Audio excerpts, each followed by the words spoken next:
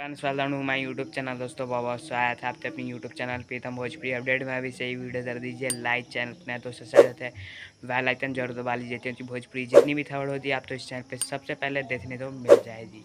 तो दोस्तों बता दो खेसारी लाल यादव जी का बहुत ही कमाल और शानदार गाना जिसका नाम है चलो चली भोला ते नजरिया। गाने का नाम है गाने तो खेसारी लाल यादव जी ने गाया है। गाने में म्यूजिक है आर्या शर्मा जी का। गाने तो लिखा है प्रभु विश्वापुरी ने। और गाने तो आज सुबह 6:15 बजे फुल वीडियो सॉन्ग रिलीज किया जा रहा है यसी फिल्म के ऑफिशियल यूट्यूब चैनल पर। जी हाँ दोस्तों, तो उस पर जाइए देखिए। और अगर टीज़र नहीं देखा है तो आज वीडियो देख लीजिए। और बता दूँ कि टीज़र और पोस्टर देखना चाहते हैं तो डिस्क्रिप्शन में लिंक मिलेगा, वहाँ से जाइए और देखिए।